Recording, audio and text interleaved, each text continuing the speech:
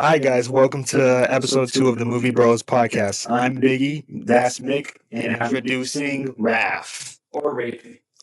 That You works. guys can call me Rafe. It's fine. Like Rafe Fiennes, but not spelled the same. Yeah, True.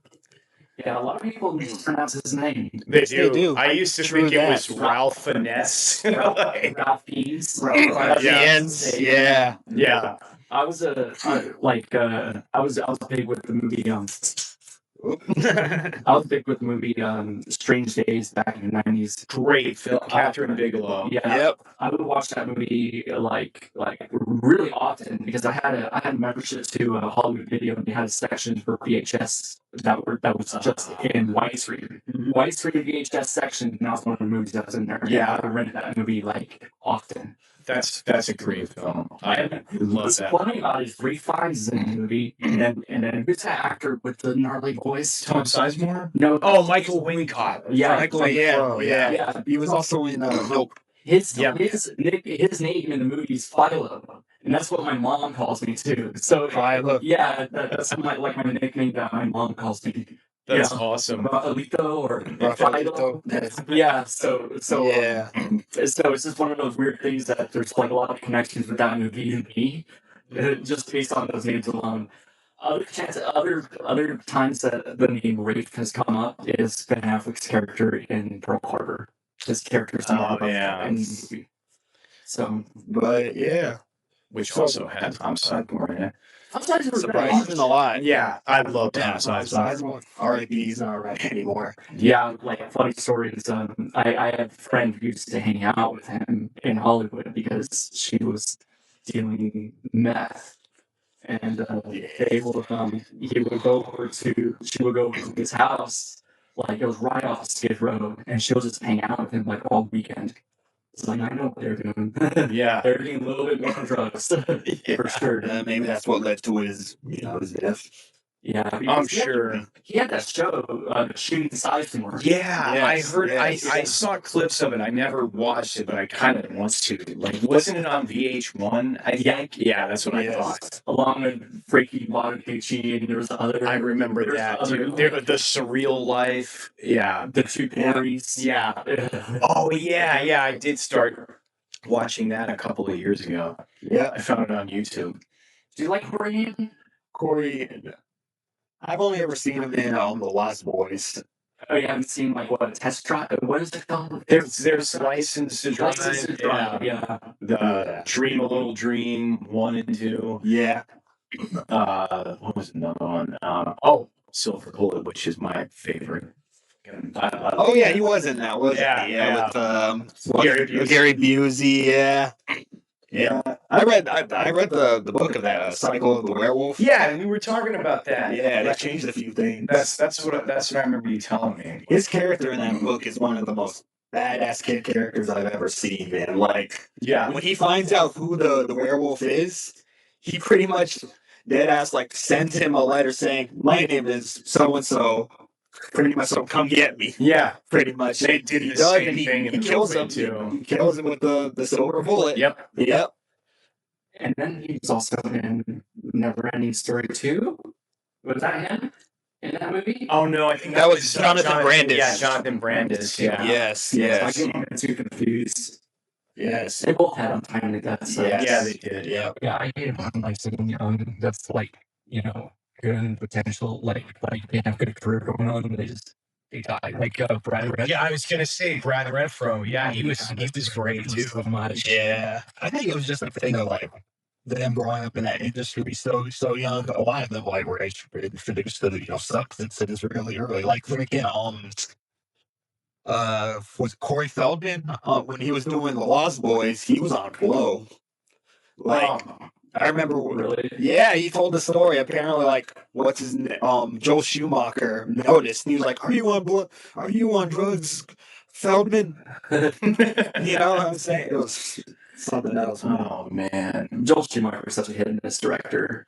he had so many good movies from the 80s and and he'll be 90s. really shitty. Yeah. Batman and Robin. Yeah. I like Batman and Robin. I'm a Batman and Robin fan. I mean, more than Batman forever. That is I mean, fair opinion, sir. I will Yep. say this: my favorite portions of Batman and Robin are Arnold's parts as Mr. Freeze. Everybody chill. What killed the dinosaur? The Ice Age. My favorite one though is when he goes, "Chill out, bird boy." He freezes Robin into like a popsicle. Yeah. And he survives that. That's wild. Oh man, That's what he had good intentions with his Was, yeah. yeah, because he was a villain with the cause. yeah. Yes. Oh, absolutely. Yeah, But it's funny. That storyline for Mr. Freeze came from Batman the Animated Series. Yeah. That wasn't what it was like in the comics. No. I'm usually not a guy that likes when people change things from the comics, but I think in this case it worked Batman animated series is probably that's like peak Batman. for sure. Oh, for If sure. I was gonna think of Batman, that's perfection. Yeah, that show is still Comics, it's all on yeah. HBO. Yes, You it can watch the is. entire series. It is. Yeah, I mean, mine. It's probably not going to come as a big surprise, but I mean, the Dark Knight trilogy is still my favorite. Like, I mean, I do love the Batman animated series, though. I mean, I grew up with it. Like, I always remember that Shirley Walker did the music for the series, which I think she started with Danny Elfman. Or she came for Danny Elfman because I remember A bunch of his some of his compositions. his protege. Yeah, like I always call him proteges. There's a lot of cues from his scores from the first two Batman movies. Yes. Yep. Yeah. Yeah, type of deal. because it's kind of like Shirley Walker was kind of like the same thing with like composers like Harry Gregson Williams and Floss Badol. What was the other one?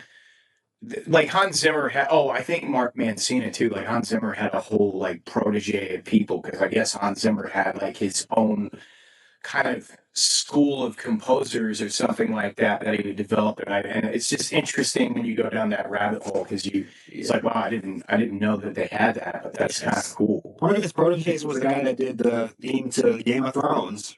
Ramen, I don't know how to pronounce it. Yeah, I know who you're talking Yes, about. yes. Does he also do House of the Dragons? Yes, he does. Oh, that new show's premiered today. Yeah, I've been Tonight. looking. It's called A Night of the Seven Kingdoms. It's all part of the game. You haven't seen Game of Thrones. It's Well, I saw the first season, but it's a spin-off. Yes. okay. Yeah. Yes. Spin-offs can be very hit and miss too. House of the Dragon was good. Oh yeah, there's a cat outside. There's a lot of those. But You let them inside? nah, that's usually the neighbors. But You don't want to turn into the cat lady from Jeepers Creepers. no. Jeepers Creepers. Oh man, that movie is. I remember the first Disturbing. half of it. Remember the first? I don't really remember much of after that. Like that first 20-minute intro, the section where you're on the road. Yeah. Yes. That's like some of the best horror filmmaking I've ever seen. Like, dude, that Oh, yeah. the fucking Absolutely. out of nowhere you can see behind them his truck coming for the longest time, and then out of nowhere, bam, bam, bam. Yep. Like, That's- right on their ass. That scary ass fucking horn of his truck. Be eating you. Yep. You know, it's so cheesy if you think about it. Yes. It's it feels old school if you think. I know it was like early 2000s, but it feels like something out of the 50s, like that kind of. Oh yeah, well, because I remember that I think the director said that it was kind of inspired by the older monster movies. Like at least the Creeper was. Yeah. I fully see it. Very Yeah. interesting. I don't want to talk really about that directly. Yeah. Yeah, We all I know. was sitting there. I was thinking, like, know. Like people were boycotting the movie Powder when it came out. yeah, Yes. Because of his, past with that. What was it? it was a Clown 12 House? yeah Clown House, a 12-year-old. Yeah, molesting or something. Like that. Yes, You know, yes. shit. I don't even know like how that cast of those movies thought. Like, you know what I'm saying? If they even knew about it, they probably kept that shit hush hush. Yeah, like I'm just Well, surprised there's- that he was able to get like work. There's a Yeah. whole thing.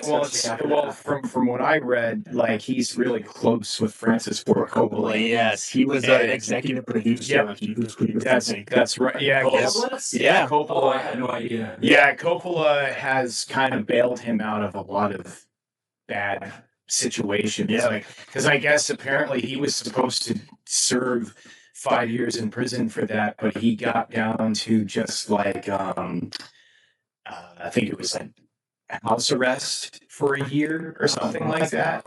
I don't know anything about this. I just heard about it, you know. Yeah, Yeah. What was that director's name again? Victor Victor Salva. Salva. Yeah. Yeah. Yeah. There's a third one? Yeah, they made up to a third I've one. seen only 1 and 2. I didn't even know there was a third one. Yeah, just keep it at 1 and 2. Yeah. Like and the newest. All of those. Yeah, and the third. Yeah, all he three directed of the them. third All one? three of them. Yeah. The newest one that I think Fourth came one, yeah, out. Reborn. I heard that dog was shit. awful, which Yes. I'm not surprised. Yes. But I like the second one too. Yeah, I enjoy it. I do too. I didn't like it at first, but I went back and I revisited it like a few years ago, and I was like, "This is actually a pretty good movie." Yeah. You know, like, and I love Ray Wise. Ray Wise is great. I know, because I mean, every time I think of Ray Wise, I always think of Twin Peaks. He played Laura Palmer's dad in it, and like, that guy. He was also in RoboCop. Yeah, that's right. He was one of he was a part of Clarence's crew. Yeah. Oh, I forget his line in the movie. It's like he says oh, I forget. Never mind. I was about to say the line, but it just slipped my mind right now. Oh, which I got it, Clarence. Around with a shotgun. Oh yeah, cops don't like me. Or something. Oh yeah. I think I know that really pisses you off. Yeah, it was. Yeah. So you guys spoke about RoboCop last week, or Yes. it's the last episode, and like that's my favorite movie of all time.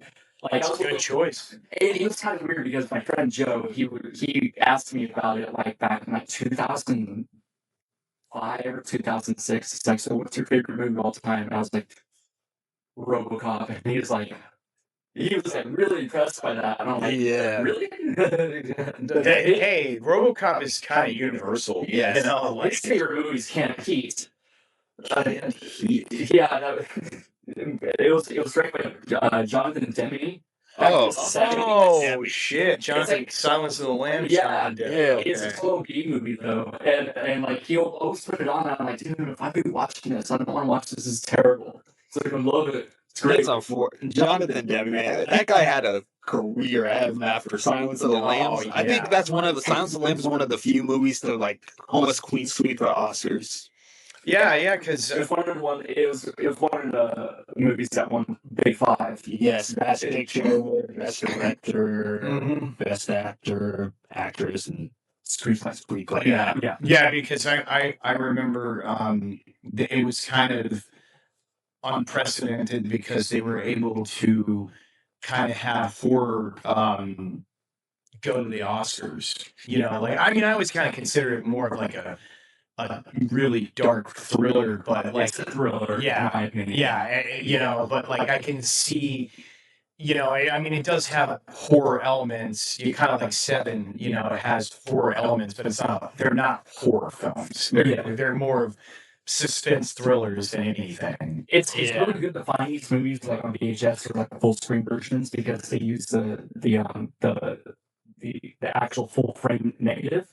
So Silence of the Lambs is one of those few movies that if you watch it on VHS, it was different from when you saw it in theaters because in theaters they cropped it for 1:5 aspect ratio. Really? But when we see it like on home video, it used the full frame. So you get this like the cinematographer of that movie called Fujimoto, I think. Yeah. Like he shot that movie. He also shot Philadelphia, other John. Oh yeah. But just to see the scope of the cinematography, like on full frame, like in 4:3 aspect ratio, is just great to me.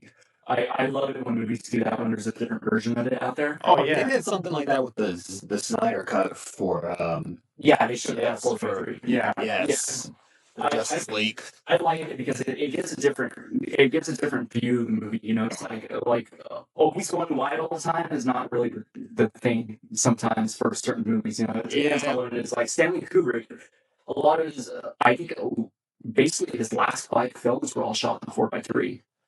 But if you watch it on streaming now, they crop it. They it's like, because I was just watching Eyes Wide Shut the other night.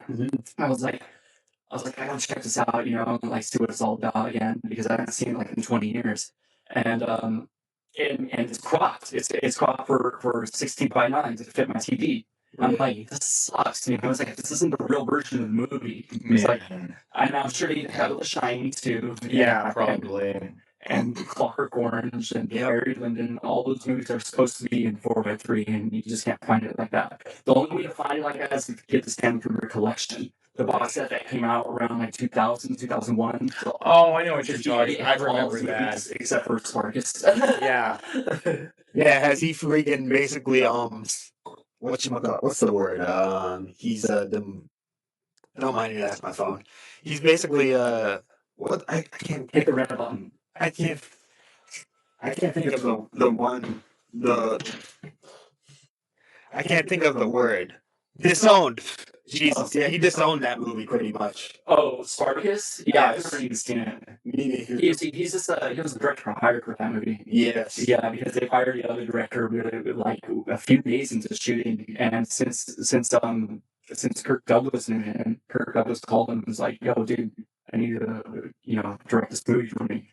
Yeah. So he came in and directed it. I heard they butted heads though. Yeah, because that was Kirk Douglas's movie. I was going to say he probably wanted to put Cooper probably wanted to put his touch more on it that movie. kind of sounds like the whole thing David Fincher went through with Alien 3, like. Yeah, like he. Yeah, that was more. Movie. No, that's different. That was more a thing between the director and the studio. Yeah. Oh no, I know, but I mean there is some similarity in the fact that like neither one of them claim those particular movies in their filmography because of their bad experiences, on set. Like, because they said still to this day. Like David Fincher won't even take questions about that movie. About Alien 3. Yeah, which is ironic because as much as I hated the fact that they killed off Hicks and Newt, it was still a great movie. If you can look past that, like that. Hey, I have a minority opinion on a lot of things. Like so, that's cool. Yeah, it's like it's just like I don't hate the whole idea of it being on that Prison Planet. Yeah. Like the original idea with Hicks, it being Hicks instead of Rip. Oh, I 100% agree with that. Like 100%. It would have been perfect too, because it would have been good to kind of break off from Ripley being the main character. Yeah, and it would have, I think Michael Biehn would still be on the map right now because I know he had issues with like alcohol and stuff like that, during his career, but they. There's all kinds of videos you can watch on YouTube where it was talking about how Michael Biehn was on the cusp of being a leading man, but it was just his issues with alcohol and drugs and stuff like that, like pretty much kind of like steamrolled his career. And I don't know shame about his personal life. Like the last thing that I remember him being in.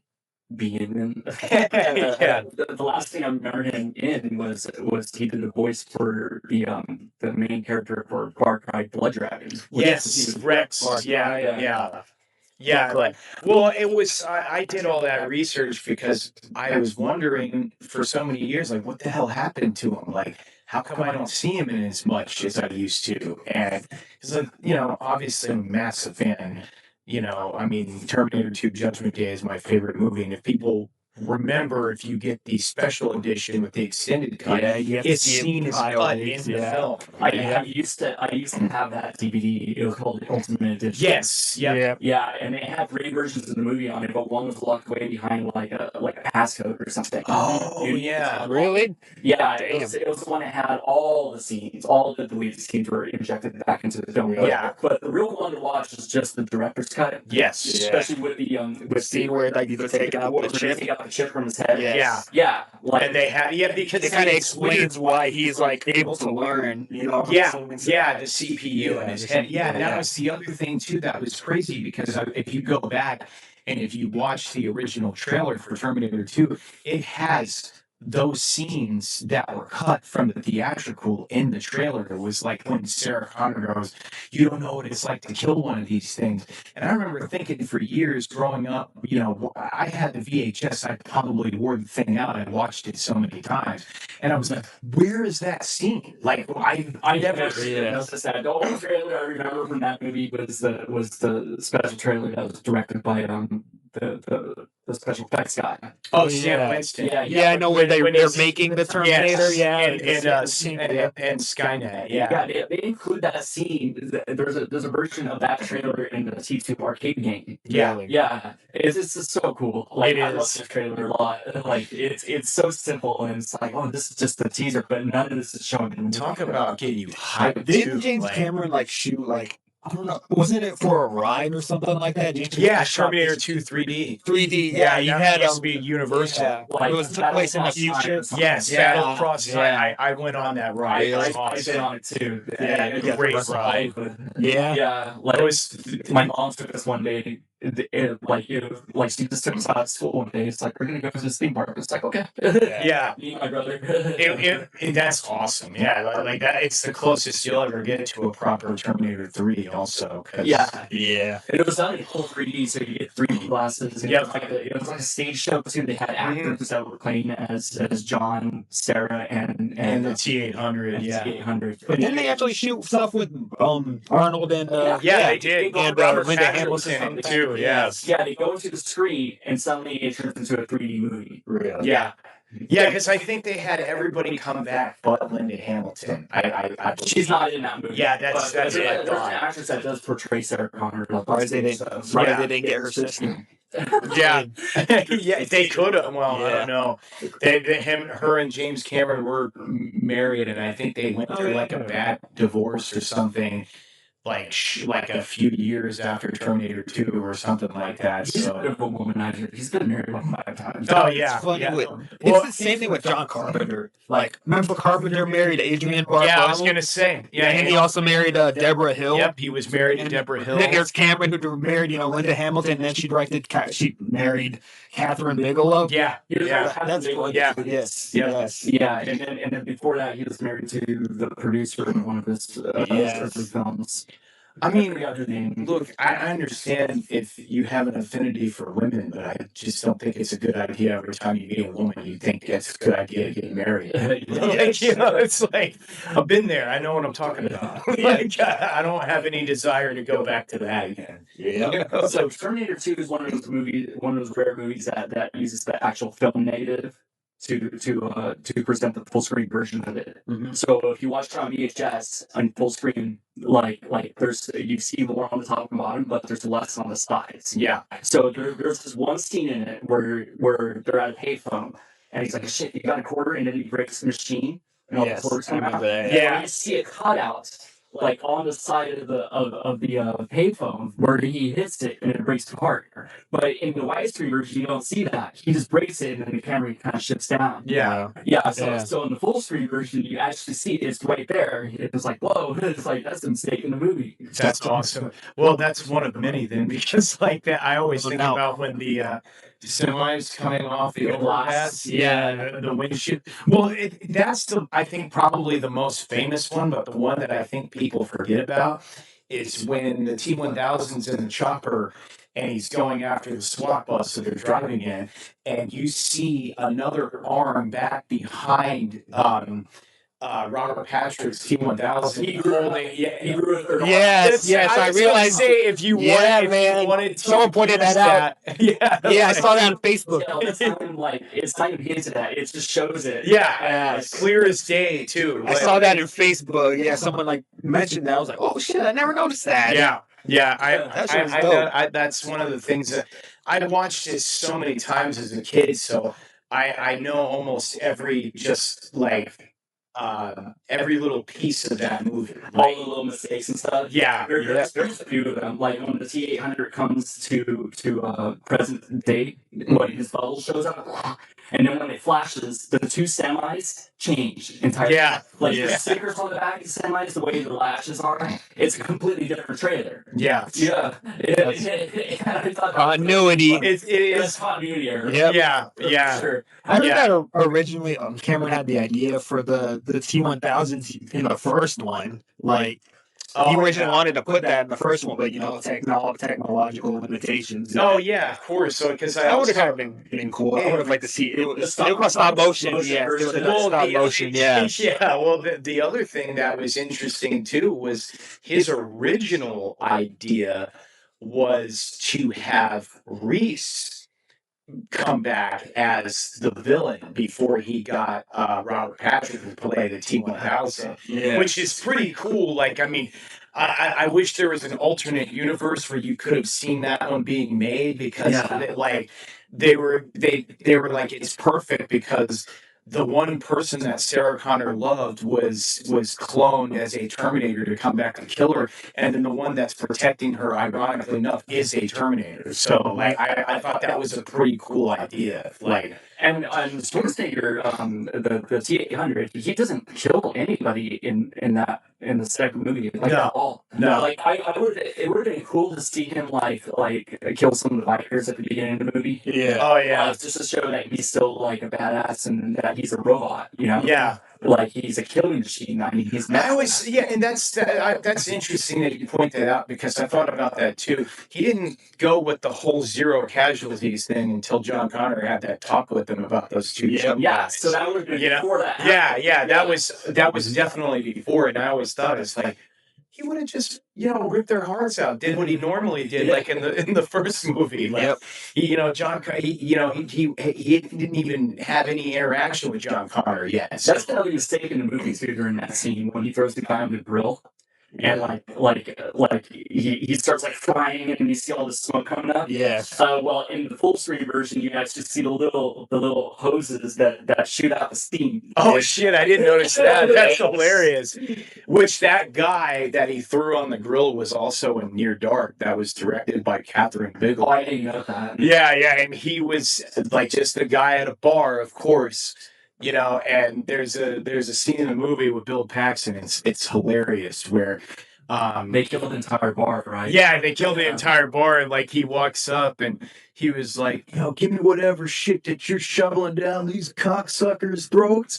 And like he goes to shoot the shot or whatever, and he spits it out. Like, how could you drink that shit? And then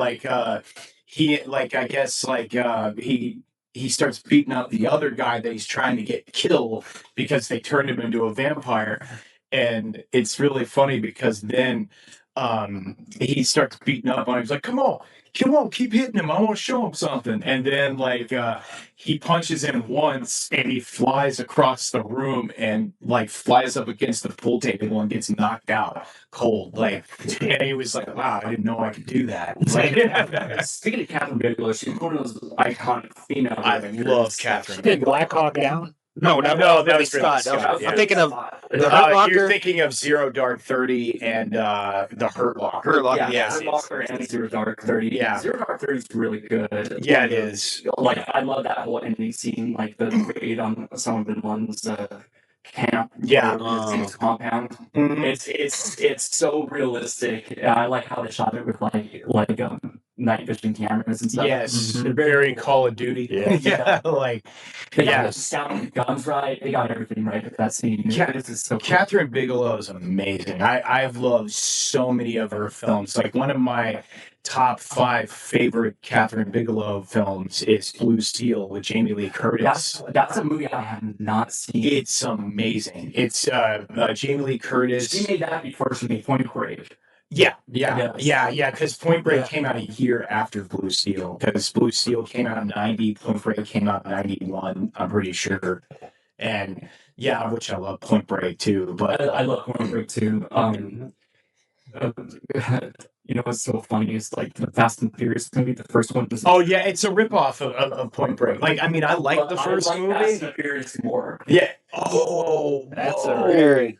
I like it more than Point Break. I mean, I love Point Break, but Fast and Furious just came out at a certain time in my life, which I kind of connected to. Yeah, And it's all shot in Los Angeles, and there's a lot of familiar stuff. I am proud to admit that I haven't seen any of those movies. What? Fast and Furious? Yes, I'm Really? proud to admit that. Oh, dude, you gotta watch the first one at least. I was gonna say the Rob first one's pretty good. This is really good. Rob Yeah. Cohen directed that.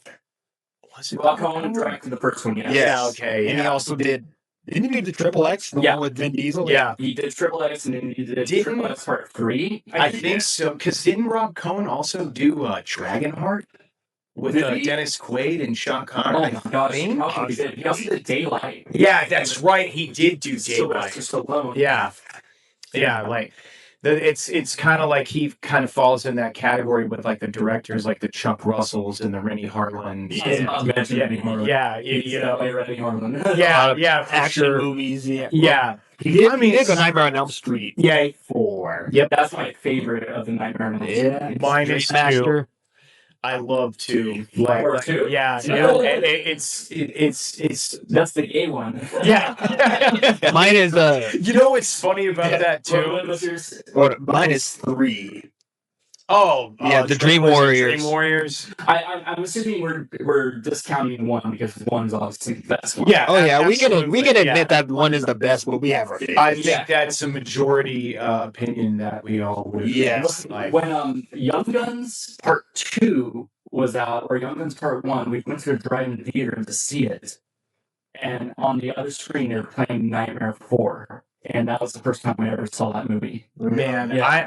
MTV. I don't want to. 1987? Oh, Is wow. it 87? Yeah, I 88. think 88? so. Yeah. Because I was gonna say like. I envy you a little bit because I love the Young Guns movies too, like especially the Oh, I second. didn't even care about that. My parents wanted to go to see it, and I used to sit in the back seat, and on another screen they're showing Nightmare 4. See, that's cool. And I saw it without any sound. Oh, really? Yeah. Wasn't Yeah, MTV involved in that a lot? Nightmare 4 or something like that? Which one? MTV.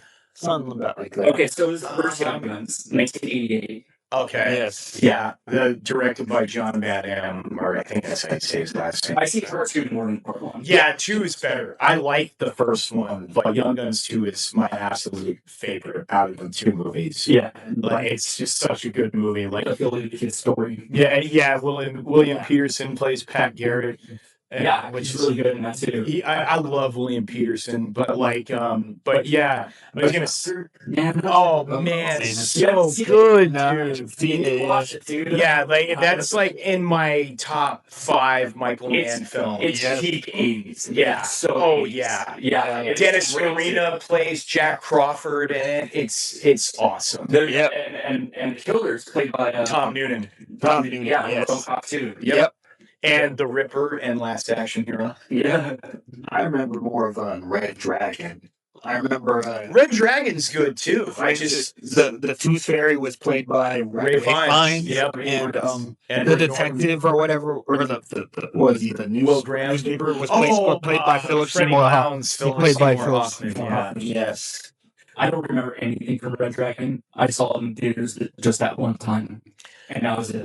It's still a great movie. I actually kind of have a story about Who directed it? Brett Ratner. Brett Yeah, Brett Ratner, Ratner. yeah. Yes. I got a story about that because I went to go what I thought was to go see Red Dragon, and I went to go see it with my dad, and like I remember I'm like, it's like 5-10 minutes in the movie, and I see Jason Statham pop up, and he's whipping all these guys' asses and shit. I was like, "Where's Anthony Hopkins? Where's Edward Norton? Is this even the right movie?" Turns out it was the first Transporter.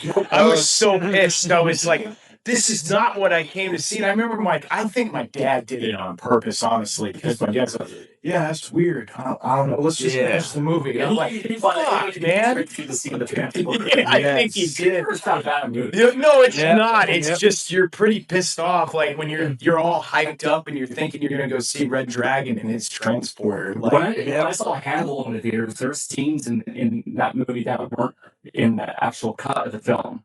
oh Yeah, it was really weird because there's a scene that involves some sort of lotion that he puts like on a letter, and there's a guy that's smelling it, and then Puts the lotion on its skin. and there's there's another scene where he's doing a seminar and he's explaining about how someone had gotten disemboweled and hung from the side of the building that they're in. And I was like, okay, so that's kind of cool foreshadowing because that's how he kills the Italian detective. Yeah, the main artery. When you rewatched it on DVD, that scene's not included and it's in the extra features. So I was like, okay, so it's weird because I saw this in the theaters. It's like this was actually a movie. I was like, well, I was wondering, is there two different cuts of this film? There could be. I mean, it is Ridley Scott, you know. So he's got two cuts of Gladiator also. Yeah. But man, was that one based off a book, Hannibal, or was that original? I don't remember. It's Hannibal, yeah. It is? That's what I thought. All right. I thought that was more original. I mean, Gary Oldman is Mason Verger, you know. You don't even recognize him? No. The only time that you can really tell that it's Gary Oldman is when it goes back to the flashback scenes of him before he peeled his face off. And like that. And I remember, because like when I went to go see it in the theaters, that voice sounds so familiar because I'm a massive Gary Oldman fan, so it's not really that hard for me to fit, especially then it wasn't. Well, sometimes it was a challenge because sometimes he would disappear in his role so well that you wouldn't realize it was him. But for the most part, I was like, I know you're Tris, you know, like, and like I saw when I went to see Hannibal, I think we rented it, and I was like, that voice sounds so familiar. Like, and then when it goes to the sequence of, I think Mason Verger's telling the story. I don't know if it was Hannibal or if it was Mason Verger telling the story about what he did to him, and he convinced him to cut his face off, or something along those lines. And I remember thinking, is that fucking Gary Oldman? That's Gary Oldman. Yeah. And he doesn't even have a credit in the beginning of the movie. You don't see his name until the rolling credits at the end of the film. I haven't seen Hannibal. I lost a lot of interest in that movie when they recasted Clarice. Oh, Julianne Moore. Yeah. Jodie Foster wants to come back. Unless he could direct it. That's what I heard. She would only come back if she was the one that directed it. Oh, is that what her Yes. was? Yep. But nah. Julianne Moore's fine as Clarice. Yeah. I think she's fine. I don't know. Fine. Really? I don't. There was a reason why she got the Oscar, though. Jodie Foster. Oh yeah, for sure. That's why I was like, now we're going back to Silence of the Lambs, the big five, right? Yeah. Yeah. Has the Oscar nominations come out for this year yet? I don't think they have. I can already guess what's going to get best picture, or is going to get at least nominated the most awards. What, one medal after another? Yeah. Oh yeah, yeah. I don't know. I haven't really paid too much attention to the Oscars over the years. I kind of lost interest, like 5-6 years ago, maybe even 7 years ago. I don't really care because.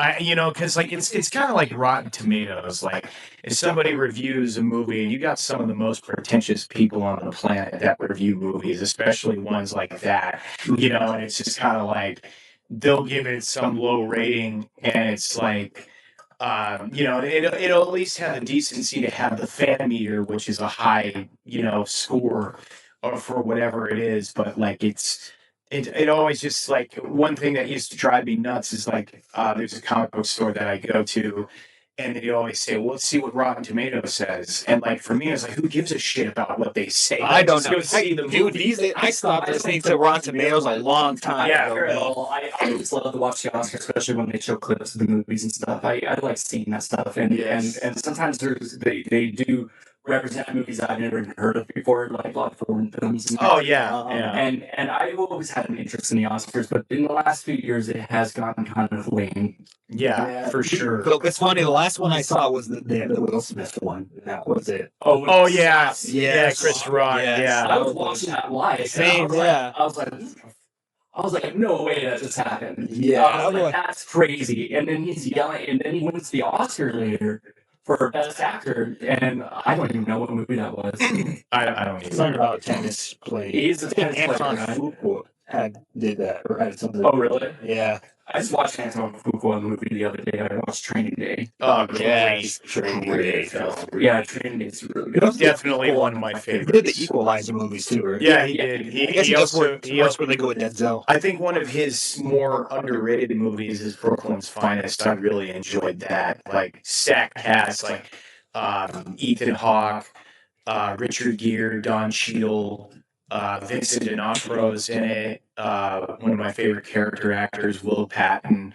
Yeah, it had a Wesley Snipes. How can I forget Wesley Snipes? But yeah, great movie. Yeah. Oh, Snipes. Oh yeah. Which reminds me, I'm probably gonna like when I get home, I think I'm gonna watch New Jack City again because I haven't watched that in a while. Dude, that was done by Mario Van Peebles, right? Yes, He directed that movie. Yeah, which he directed and co-starred in it. Great film. He was kind of like top of his game in the early '90s. Yeah, and it was weird too because like I feel like his quality of work has gone down because like when he was doing stuff in the '90s, like when especially if he was directing stuff, it was usually really good, but like once it got to like the late 2000s, maybe even 2010s, 2011s and stuff, like he did this one movie.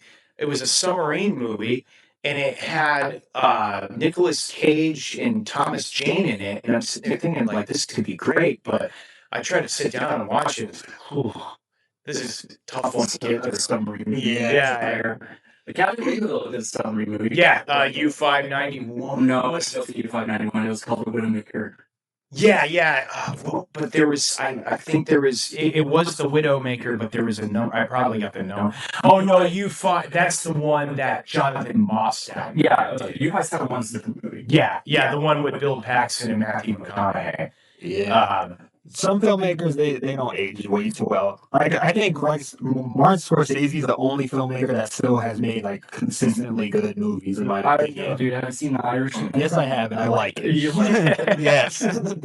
Same with Killers of the Flower Moon. Oh my god, I wasted an entire afternoon watching that movie. I haven't seen that one yet. Killers of the Flower Moon? Yeah, I haven't seen it yet. It is boring. Really? It is really boring. I enjoyed it. I haven't seen it since it came out, but where it was just cut up.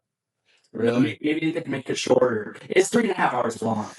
And you're gonna waste a lot of time watching that movie. And it feels like it was 5 hours long. It's really not a big fan of the epics like that. I do too. It just depends on what it is. I was talking to my other buddy at my other job, and he was like, I mentioned Schindler's List. It's like, oh man, I watch that every now and again. I was like, oh, that's crazy, you know. It's like my sister's afraid to watch it. I was like, how are you afraid to watch it? You see the Human Centipede. It was like, I think to myself, like, I mean, Schindler's List was a great movie, but I was like, man, this is a downer. Like, I don't know. It's just 3 hours long, and it doesn't feel. Yeah, it's a very well put together. Well, you have to really. Honestly, if you're going to watch a movie that's 3 hours, like the thing is you have to be ready to make that investment, and it depends on who it is, really, because like I could watch Oppenheimer over and over and over again. I loved Oppenheimer. I thought it was fantastic. Like I feel I feel the same way about Goodfellas. That movie's like 2.5 hours long, but I can watch it over and over again. Goodfellas is iconic, and it's very entertaining. Yes, like from the beginning to the end, that movie just keeps you going. Same thing with Casino. Yeah, I love Casino a lot too. I love Casino. Casino's great. Like Sharon Stone was out of that. Probably her best acting performance ever. Oh, for sure. I would agree with that. Like it's good. It certainly has sucks and a lot of stuff. I was going to say she was good in Basic Instinct. It's certainly a lot better than Sliver, even though it's a really entertaining movie. Or Diabolique. I still have never seen that. Diabolique. No, it's okay. Isn't Chaz Palminteri in it too? Yeah, and there's another woman that's in it too. I forget her name. Yeah, like I was always curious about it though. Chaz Palminteri was a lot of stuff in the 90s. Oh yeah, Jade. Bronx Tale. Yeah, Bronx Tale was great. I just The saw Usual Bronx Suspect Tale recently, and like there's this black girl that's in it. Yeah, she's horrible. I was like, I cannot believe that this is like this movie. I was like, they couldn't cast another actress. I remember she was fine. She was like, whatever. I don't know. I mean, yeah, really horrible. I don't even know who that chick is. Like, I have no idea. I don't know. I think everybody has their preferences with like actors, like, because I mean for me, what was it? There was a movie that I watched recently. I can't remember what it was, but I remember it was like I don't know why they thought that was a good idea to cast this guy, because this guy sucks. Like you had like, because I remember it had a bunch of strong performances in there, and that guy was clearly the weakest link out of the whole cast. Sometimes there is like Keanu Reeves and Dracula. He's pretty bad, but like but he takes the role seriously. Like you could tell. I think it was kind of unfair for him. Like he really was. Like I mean, every time I think of it, I always think about his horrible British accent when he was like, "I know where the bastard sleeps." I don't really discredit him for being in that movie. No, he's fine in it. Like especially later scenes when he has gray hair. I feel like he's very serious and he takes. Oh yeah, he's not. He's trying his best. He's not like Don Cheadle in Ocean's 11. Oh yeah. Most horrible British accent I've ever heard. Yeah. Well, I was gonna say, like, with Keanu Reeves and Dracula, he wasn't terrible. His British accent was terrible, but like he wasn't. It was, and I think it was. I think Francis Ford Coppola was fighting with the studios because he didn't want to cast Keanu Reeves. He wanted to cast somebody else for the role. Yeah, and Keanu Reeves was up and coming. Yeah, no, after Point Break, he was white hot. So it was 93, right? Yeah, 92, because Point Break came out a year before, and Point Break was a hit. Yeah. They're like, cast Keanu Reeves, put him in the movie. Yes. Like, too bad that it didn't hurt. I mean, not too bad. Good thing it didn't hurt his career too bad, that movie. No. Because, after that, he got to do Speed. Oh, yeah. That's where Jan de Bont. Jan de Bont. Jan de Bont? Yeah, Jan de Bont. Yeah. He was the cinematographer on Die Hard. Yep, Die Hard 2. Yeah, or the DOP. Die Hard 2 or Die Hard? The first one. I think it was it the first one? It's the first one. Yeah, it's the first one. You're right. Because shit. Jan de Bont. Yeah. Okay. Yeah. I'm wondering if he did the DP for Die Hard 2 also. I don't think so, yeah. Yeah, I don't think so. Yeah, because Jan de Bont, like, I think Jan de Bont was the DP for Flatliners too, I believe. Like, he did a lot of movies in the late '80s and early '90s, like before he was a director. Yes. He's like Barry Sonnenfeld with Rob Reiner. Flatliners.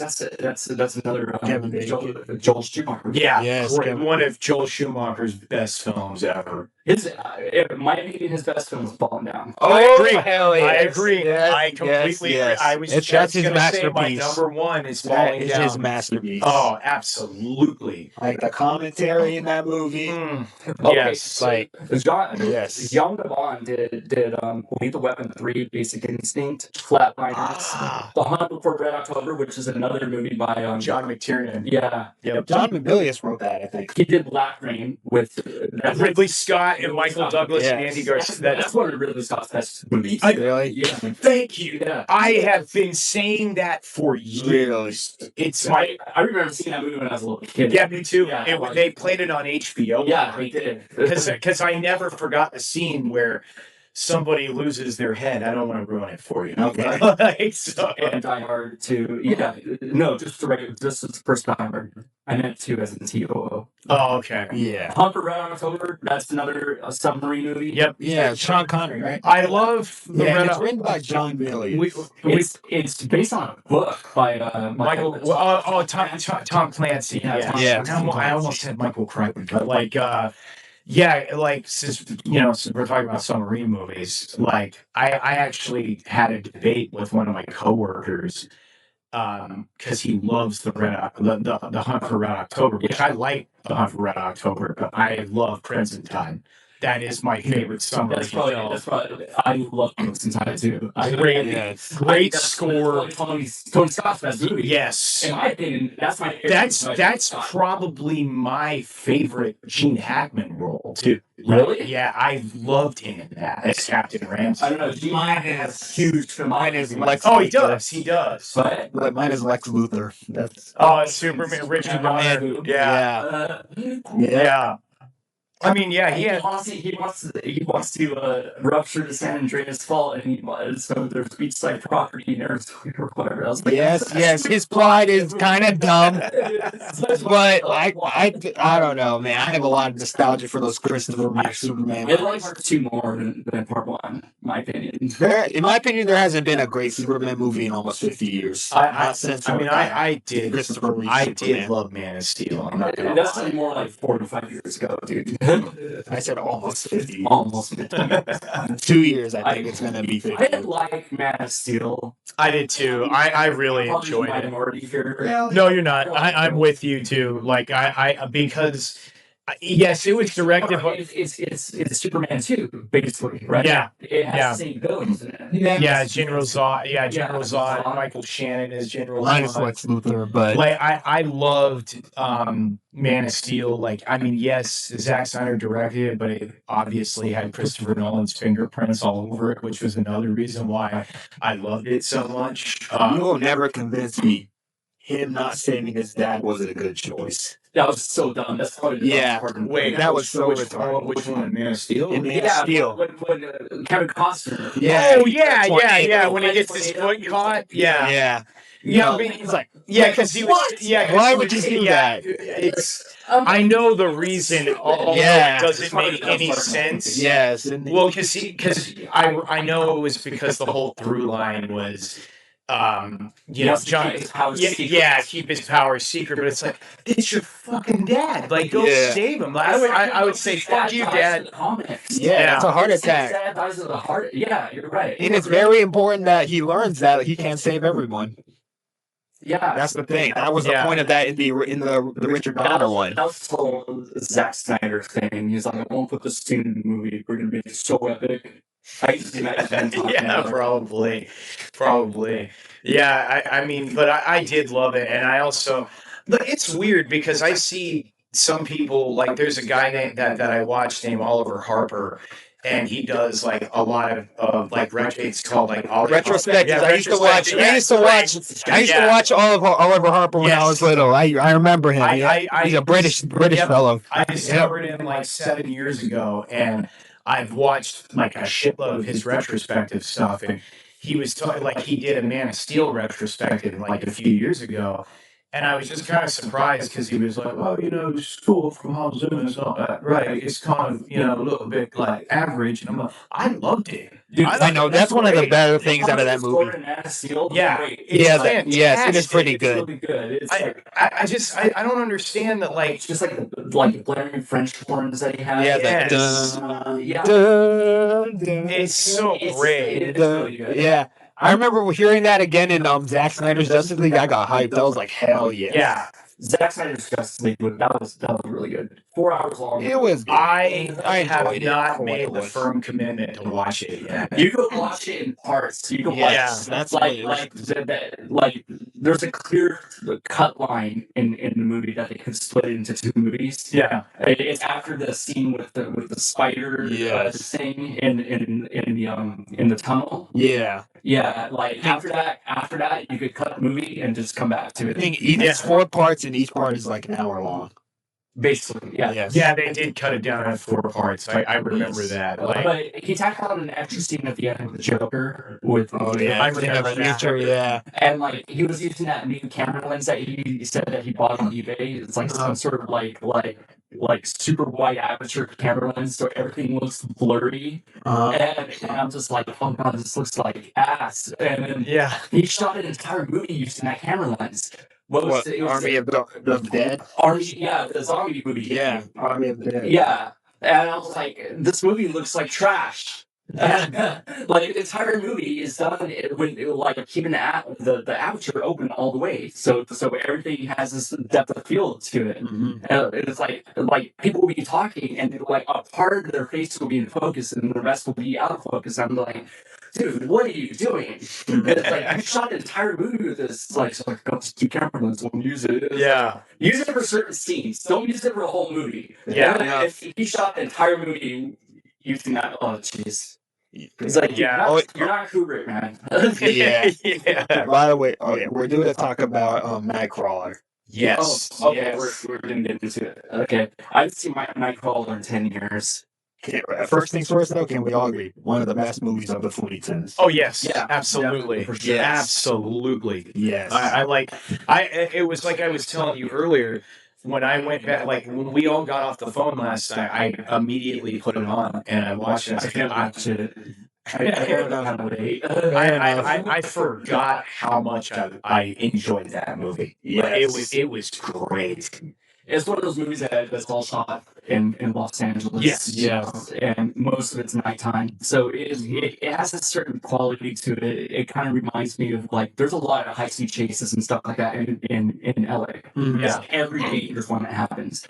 And the one person that I always think of when I think of the movie Nightcrawlers, I think of that news guy, Stu Mundell. He used to do this shit back in the 90s. Mhm. He'll get in a van, he'll have this police scanner, and then he'll go there with a camera and stuff and record.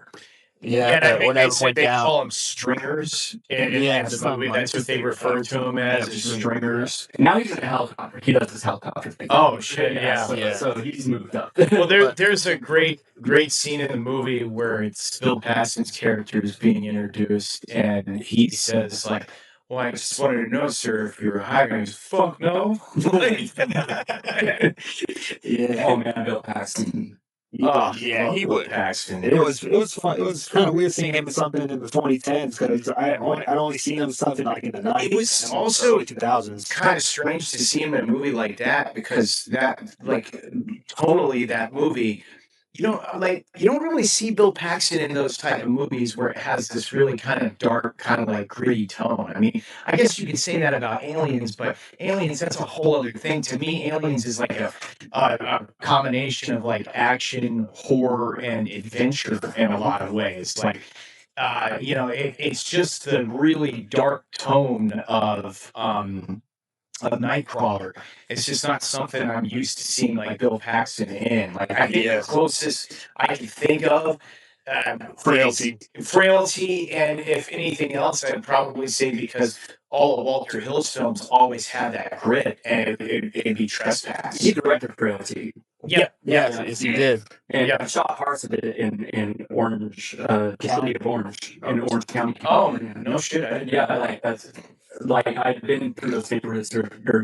There's tons of houses that are just like like they're built like in the 30s or 40s, and it's just it's like stepping back into the past whenever you go down there. That's really cool. Yeah, so I think one of my friends, it was like her grandmother's house or something that he shot the exterior scenes for that movie, and That's Yeah, cool. yeah, what was it? Oh yeah, Jake Gyllenhaal's character in that movie, Nightcrawler. Lou Bloom. Yeah, One of the most memorable fucking characters. he's psychotic. Yeah. Yes. It's looks Patrick Bateman if he was, a stringer, I guess. Yes, he was there. Well, nah. Maybe not as Not really. No, Patrick Bateman goes out his way and pretty kills people. But with Lou Bloom, he's just he wants it done at any means necessary. Oh yeah.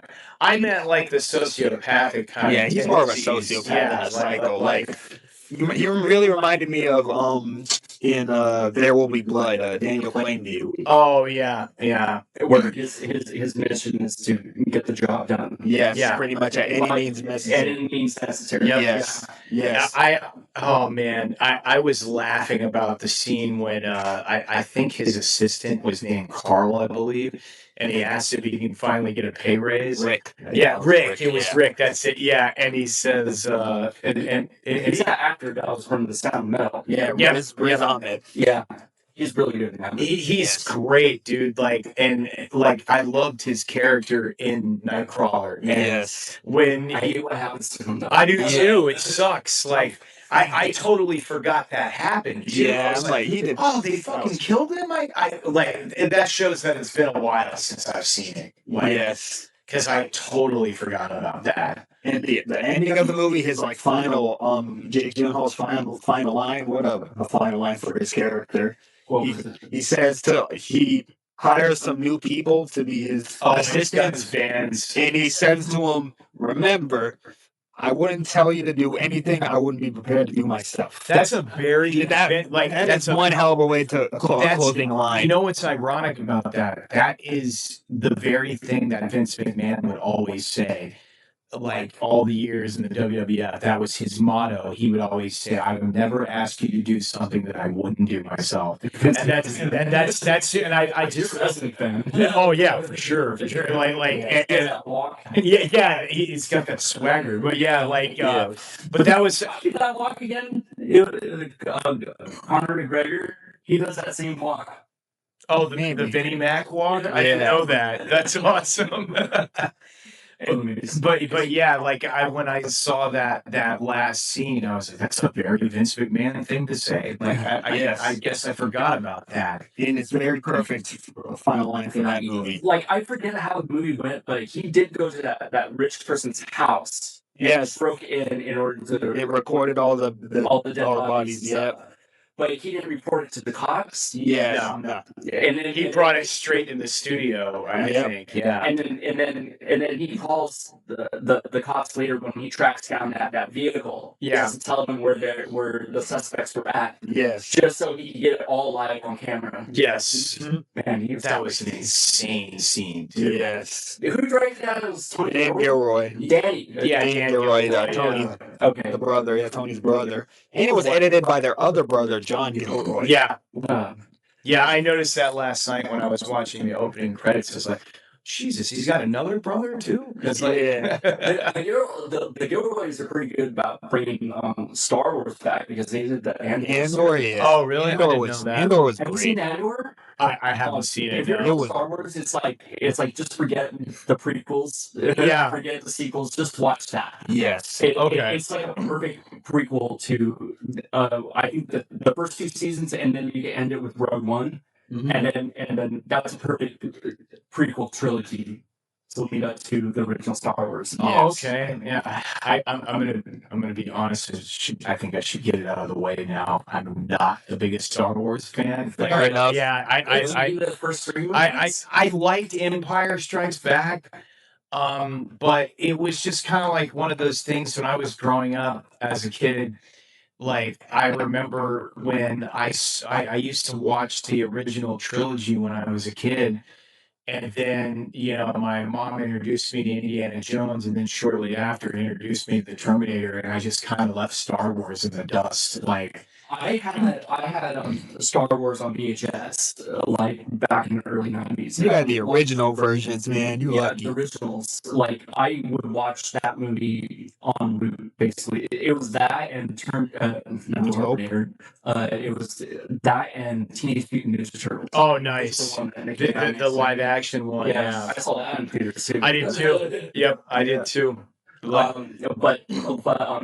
My dad, it was when my mom was separated from my dad, and we moved up to Orange County from San Diego.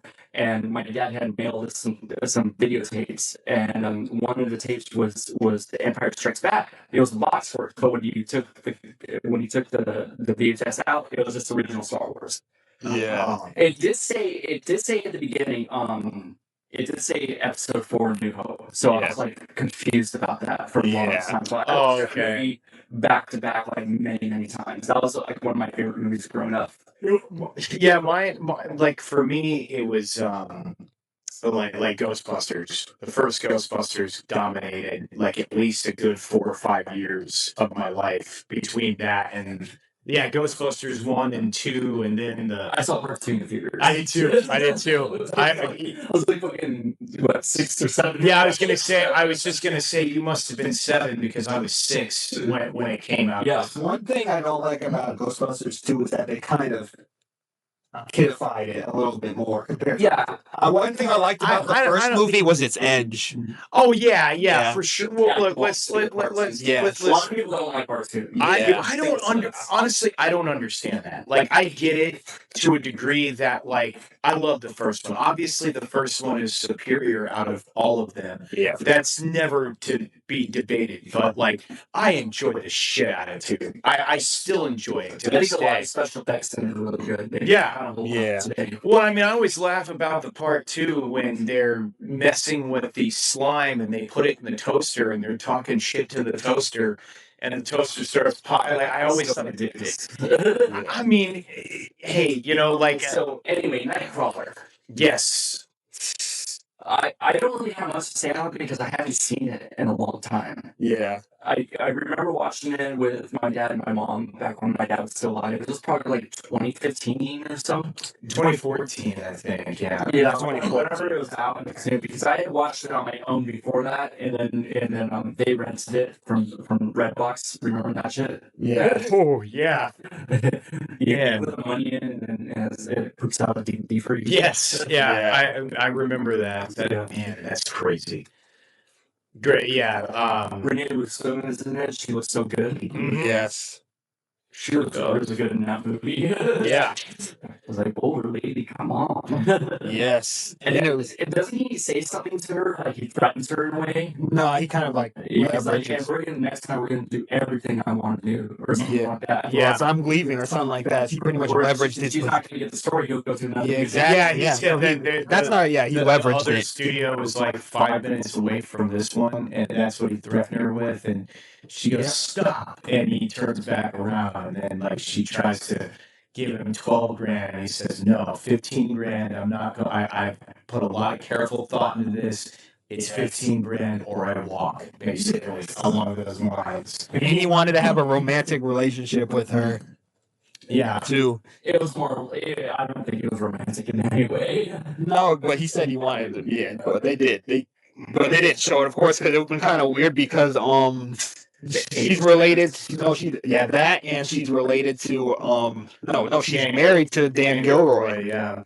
Oh. Yeah. Okay. Yeah. Weird. Anyway, the Gilroys are pretty good. I mean, have you seen the other Born Identity movie without? All of them with Jeremy Renner. Yeah, Jeremy. I actually haven't, but It gets good at the end, and then it just ends. I'm like, oh jeez, it was getting so man. good. It was like there's like this big action sequence that happens. And I yeah. was like totally into it, and then the movie just ends. Wasn't I was Edward like- Norton in that too? That Bourne movie with Jeremy Renner? Was it? I I don't know. think he was. It was called The Born Legacy. Yeah, because I IMDb'd it yesterday, and I'm pretty sure. Maybe you're getting confused with the Mission Impossible movies. I don't remember. Well, I haven't seen the Jeremy Bourne Renner. movie. Jeremy Renner. He I don't. plays some of the Born, Yeah. like operative. Yeah. Like he has the same sort of training or psychological thing that happens to Matt Damon's character. It was called Born Legacy, but his name's not Born at all. They just use that. I know that's Matt Damon. That's Matt Damon's character. Yeah, I know. Yes, Edward Yeah. Norton is in it. Yes. Wow, Scott Glenn too, and Stacy Keach. Stacey Keach. Holy shit! Oh my gosh. Well, the Bourne. Stacey Keach in Up in Smoke. Yes, It's yes, so yes. funny, dude. There's two things like that I You think pissed on of. my leg. The Bourne. What was I gonna say? There's two things that I think of when I think of Stacy Keach. If it's not Up in Smoke, I always think of American History X is Cameron. Yeah. Nazi leader. Yeah. I think They're not proud. It's like, oh my god, this guy's such a fucking asshole.